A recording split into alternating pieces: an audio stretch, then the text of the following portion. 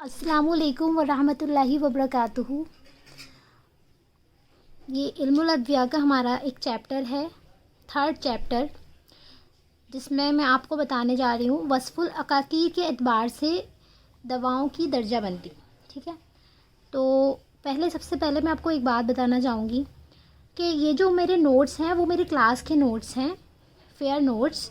और जैसे कि आप लोग जानते हैं कि मेरा नाम दानिया नसीम है और मैं Ajmal Khan tibia college MU की जो है स्टूडेंट हूँ। और ये मेरे क्लास नोट्स हैं और मेरी जो टीचर हैं डॉक्टर सुम्बुल रहमान,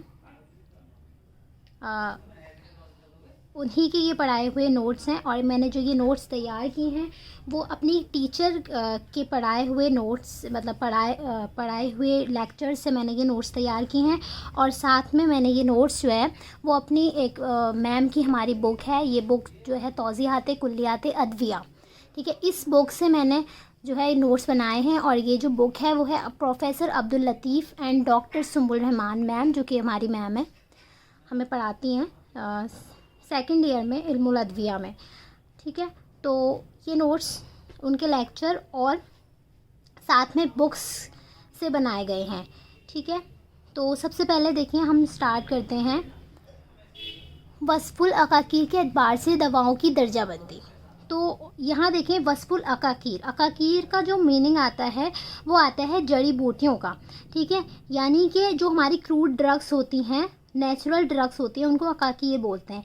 अब वस्फ़ जो होता है एक सिफत से भी बनता है और वस्फ़ का मीनिंग होता है बयान करना। ठीक है ना, तो यहाँ पर जो है क्लासिफिकेशन, मतलब एक तरह से एक्सप्लेनेशन होगा, क्लासिफिकेशन होगा क्रूड ड्रग्स का। ठीक है, तो वस्फ़ुल अकाकीर जो है हमारी मैम ने बताया कि ये फार्माकोग्नोसी, ठीक है, तो फार्माकोग्नोसी को वस्फ़ुल अकाकीर कहते हैं। यानी कि जैसे कि यहाँ देखें तो फार्माकोग्नोसी का मतलब होता है study of the crude drug और study of the natural drug, ये हम बोल सकते हैं फार्माकोग्नोसी को। ठीक है, तो यानी कि यहाँ पर जो है हमारी क्रूड ड्रग की जो है क्लासिफिकेशन इस चैप्टर में बताई गई है कि किस किस एतबार से क्लासिफिकेशन हम करेंगे क्रूड ड्रग का, यही है। ठीक है, तो ये चैप्टर का नाम आपने देखा होगा कि वस्फ़ुल अकाकीर के एतबार से दवाओं की दर्जाबंदी। और इस पर जो है एग्ज़ाम्स में क्वेश्चन भी पूछा जाता है।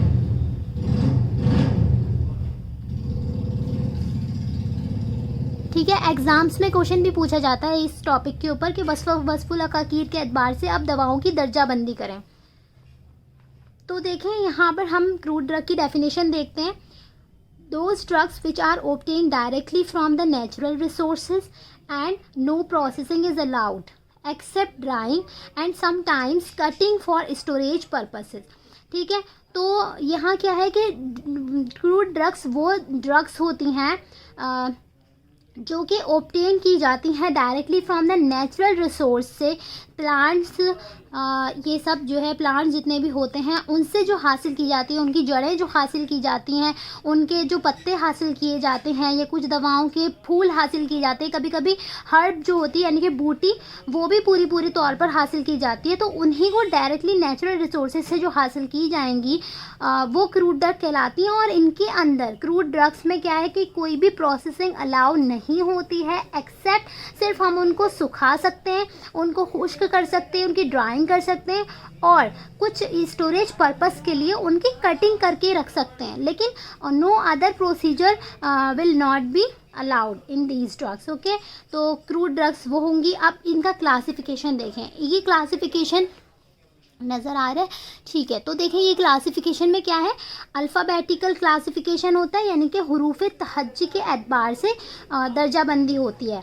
ठीक है, ड्रग की हरूफ तहज्जी यानी कि अल्फ़ाबेट्स को बोल रहे हैं, तो अल्फ़ाबेटिकल ऑर्डर्स में, अब उर्दू में जो अल्फ़ाबेटिकल ऑर्डर होगा वो होगा क्या, अलीफ पहले आएगा, अलीफ बे पे ते, इस तरह से अल्फ़ाबेटिकल ऑर्डर में जो है क्लासिफिकेशन होगा दवाओं का। जैसे कि आपने मुफरदात की बुक में देखा होगा, तनकीहुल मुफरदात में और मोस्ट ऑफ द बुक्स में हरूफ तहज्जी के एतबार से ही क्लासिफिकेशन दे रखा होता है। और यहाँ देखें सेकंड है मॉर्फोलॉजिकल क्लासिफिकेशन, यानी कि दवाओं की शक्ल के एतबार से दर्जाबंदी होती है। तो दवाओं की शक्ल के एतबार से यानी कि उनकी मॉर्फोलॉजी के एतबार से, मॉर्फोलॉजी यानी जैसे कि लीव्स है वो, तो लीव्स जो होंगी, लीव्स में कौन कौन सी ड्रग्स आएंगी, और रूट्स में कौन कौन सी, यानी कि उसकी जड़ में या फिर तना, तो ये जो है मॉर्फोलॉजिकल क्लासिफिकेशन होगा। ठीक है, यानी कि जड़ में जो भी, जैसे जड़ में क्या क्या आती है, जदवार है और भी बाकी ड्रग्स होती हैं, इसी तरह से रालें होती हैं। तो ये क्या है, मॉर्फोलॉजी के एतबार से जो क्लासिफिकेशन होगा वो अलग होता है। अब थर्ड पॉइंट आ जाते हैं टेक्सोनॉमिकल क्लासिफिकेशन। टेक्सोनॉमिकल क्लासिफिकेशन को कहते हैं उर्दू में, देखें यहाँ पर मैंने पहले इंग्लिश को मतलब लिखा है और उर्दू में ब्रैकेट में लिखा है, लेकिन आपको अगर अपने एग्ज़ाम में लिखना है तो आप पहले यहाँ से 1 डालेंगे, 1 2 इस तरह से डालेंगे और पहले ये लिखेंगे एंड देन इंग्लिश में आप जो है ब्रैकेट में लिखिएगा। ठीक है, तो यहाँ देखें इर्तिका के एतबार से, इर्तिका का मीनिंग होता है डेवलपमेंट और इवोल्यूशन के एतबार से कह सकते हैं आप। ठीक है, जैसे कि जैसे प्लांट किंगडम का जो इवोल्यूशन हुआ, जो डेवलपमेंट हुआ एक तरह से, तो उसके एतबार से जो है क्लासिफिकेशन हम कर सकते हैं। और ये क्लासिफिकेशन हमने बॉटनी में हम लोग पढ़ते हैं, प्लांट किंगडम में हमने पढ़ा है, थैलोफाइटा, ब्रायोफाइटा, इस तरह का जो क्लासिफिकेशन होता है प्लांट्स का, उसको हम कहते हैं टेक्सोनॉमिकल क्लासिफिकेशन। अब आ जाते हैं फोर्थ, दैट इज़ द अफ़आल अदविया। अफ़आल अदविया के एतबार से जो है दवाओं की दर्जाबंदी। तो अब इसमें क्या है, अफ़आल अदविया क्या होती है, यानी कि फार्माकोलॉजिकल एक्शंस जो होते हैं दवाओं के, जैसे कुछ दवाएँ होती हैं मुकव्वी मैदा होती हैं, मुकव्वी मैदा व जिगर होती हैं, कुछ दवाएं होती हैं मुदर बोलोहेज़ होती हैं। अब मुदर बोलोहेज़ के अंदर जितनी भी दवाएं होंगी, जैसे कि ठीक है, इसी तरह से जैसे वो होते हैं मुफर्रक कल्ब अदविया होती हैं। मुफर्रक कल्ब अदविया में जैसे आ जाते हैं आबरेशम आ जाती है, गाँव ज़बा आ जाता है। ठीक है, तो ये जो मुफर्रक कल्ब अदविया है, यानी कि हम अफ़आल अदविया के एतबार से जो क्लासिफिकेशन करेंगे उसको हम बोलते हैं अफ़आल अदविया के एतबार से, यानी कि फार्माकोलॉजिकल क्लासिफिकेशन उसको बोलेंगे। फिफ्थ आ जाता है कीमियावी अज्जा के एतबार से क्लासिफिकेशन। तो कीमियावी अज्जा के यानी कि जो हमारे ड्रग्स के अंदर, क्रूड ड्रग्स के अंदर जो मुफरद अद्विया होती हैं, उनके अंदर कीमियावी अज्जा पाए जाते हैं। आप जब मुफरदात पढ़ते होंगे तो उसमें कीमियावी अज्जा आते हैं, जैसे कि वॉलेटाइल ऑयल्स पाए जाते हैं, रेजिन्स पाए जाते हैं, टैनिक एसिड पाया जाता है दवाओं में। तो अलग अलग दवा में अलग अलग कीमियावी अज्जा होते हैं। तो इसी एतबार से अगर हम क्लासिफिकेशन करेंगे, जैसे कि वॉलेटाइल ऑयल कंटेनिंग ड्रग्स की लिस्ट बनाकर अगर हम करें क्लासिफिकेशन, इसी तरह से जो हमारे एसेंशियल ऑयल्स जिन जिन दवाओं में पाए जाते हैं उनकी हम एक लिस्ट बनाएं, तो इस तरह का जो क्लासिफिकेशन कहलाएगा उसको हम बोलते हैं केमिकल क्लासिफिकेशन या फिर कीमियावी अज्जा के एतबार से दवाओं की दर्जाबंदी। ठीक है, और यहाँ पर देखें अब आ जाता है last, that is the Irtika और इर्तिका व कीमियावी जुज़ के एतबार से दवाओं की दर्जाबंदी। अब हम इनको जो है फर्दर डिटेल्स में जो है डेफिनेशन के साथ पढ़ेंगे। तो अब सबसे पहले हम देखते हैं अल्फ़ाबेटिकल क्लासिफिकेशन। अल्फ़ाबेटिकल क्लासिफिकेशन में क्या है कि इसमें, ठीक है, तो देखें इस हुरूफ तहज्जी के एतबार से दवाओं की दर्जाबंदी।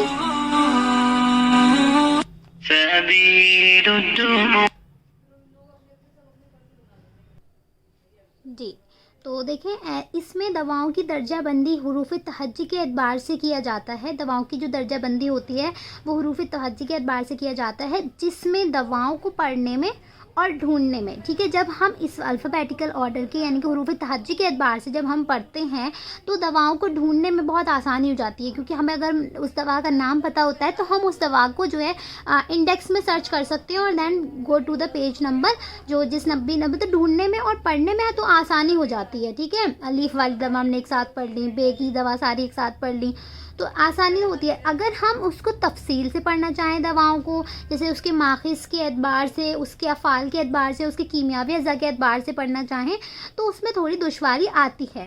ठीक है, तो ये हो गया हमारी इसमें क्या था। और जदीद फार्माकोपिया यानी कि जो हमारी मॉडर्न फार्माकोलॉजी है, फार्माकोपिया है, नहीं, जदीद फार्माकोपिया जो है यानी कि मॉडर्न फार्माकोपिया जो है उसमें जो है कौन सी ज़बान यानी कि कौन सी लैंग्वेज को मकबूलियत हासिल है, तो उसमें लैटिन यानी कि लातीनी ज़बान को मकबूलियत हासिल है, जबकि यूनानी में जो है अरबी ज़बान को मकबूलियत हासिल है।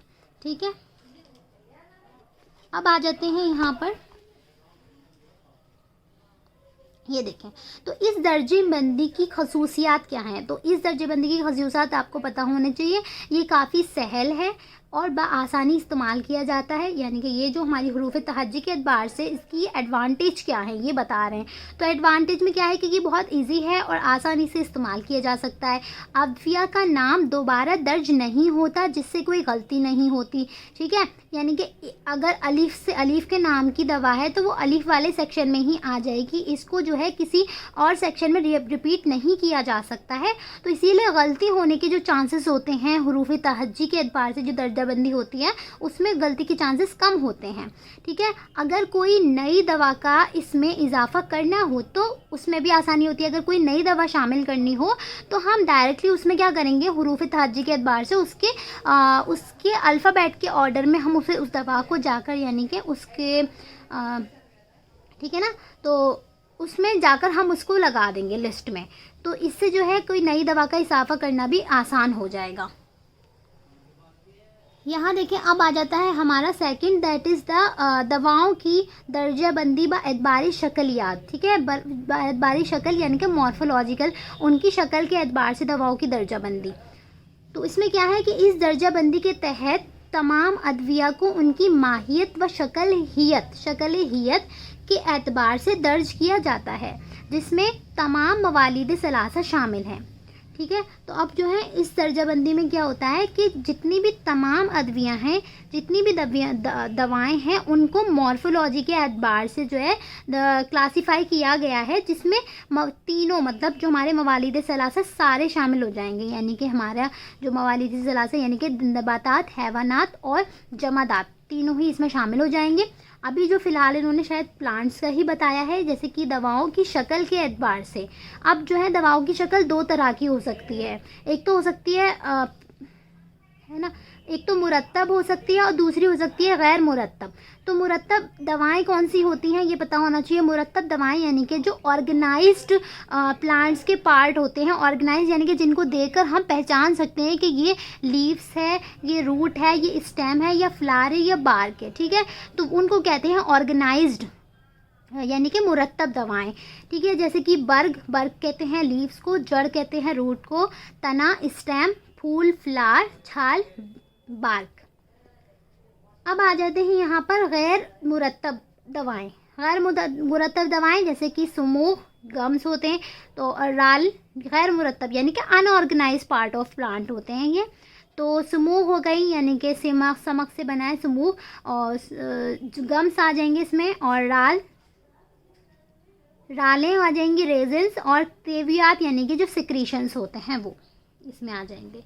अब इससे क्या है, इससे दवाओं की शनाख्त, अब क्या है इससे दवाओं की शनाख्त में आसानी होती है। अब ये इसके एडवांटेज यानी कि इसकी जो कुछ मेरिट्स दे रखे हैं कि इससे फ़ायदा क्या है। तो जो हमारी शक्लियात के एतबार से जो दवाओं की दर्जाबंदी उसमें क्या है कि इससे दवाओं की जो शनाख्त है, उनकी जो पहचान है दवाओं की, वो आसानी से हो जाती है। ठीक है, दवाओं में आमिज़ेश से बचा जा सकता है, और आमिज़ेश का मतलब होता है मिलना। तो दवाओं में जो है आमिज़ेश से बचा जा सकता है, यानी कि ये जो है अगर जड़ वाली दवाएं तो वो अलग ही होंगी, है ना। जड़ वाली जो दवाएं हैं वो फूल वाली दवाओं में नहीं मिक्स हो सकती हैं, तो इनसे जो है आमिज़ेश से जो है बचा जा सकता है। दवाओं में मौजूद अज्जा की बिना पर इनके माखिज़ को पहचाना जा सकता है, और दवाओं के अंदर जो मौजूद अज्जा हैं, है ना, तो जिस तरह के अज्जा उसके अंदर मौजूद हैं, जैसे कि फ्लावर है, तो फ्लावर में क्या होता है वॉलेटाइल ऑयल्स, यानी कि जो खुशबूदार फ्लावर्स होते हैं तो उनके अंदर वॉलेटाइल ऑयल ज़्यादा होंगे। ठीक है, तो उनके अज्जा यानी कि जैसे कि हमारे फूल के अंदर जो है अज्जा पाए जाएंगे, वॉलेटाइल ऑयल वगैरह पाए जा रहे हैं, तो इसकी बिना पर हम उसके माखिज़ को तो पहचान सकते हैं ना, क्योंकि अगर इसके अंदर खुशबू आ रही है तो कहीं ना कहीं ये जो है वो फूल हो सकता है इस तरह से, है ना, और इसके माखिज़ को हम पहचान सकते हैं। और आ जाते हैं यहाँ पर अफ़ाल और कीमियावी अज्जा के एतबार से दवाओं को ढूंढने में दवाओं की शक्ल के एतबार से दुश्वारी होती है। और ये दुश्वारी है कि किस चीज़ में दुश्वारी होगी, तो अफ़ाल और इनके कीमियावी अज्जा के एतबार से दवाओं को जो है ढूंढने में, यानी कि सर्च करने में जो है मुश्किल होती है, दुश्वारी होती है, दवाओं की शक्ल के एतबार से दुश्वारी होगी। जैसे कि अल्फ़ाबेटिकल ऑर्डर का जो क्लासिफिकेशन हो रहा था उसमें हम दवाओं को आसानी से ढूंढ सकते थे, लेकिन इसमें नहीं ढूंढ पाएंगे। ठीक है, अब आते हैं नेक्स्ट। अब थर्ड पॉइंट है जिसको हम नेक्स्ट वीडियो में लेंगे, ठीक है ना। इसको अभी हम यहाँ तक ही रखते हैं। पार्ट 2 में हम यहाँ से स्टार्ट करेंगे दवाओं की दर्जाबंदी बाय एतबार इर्तिका।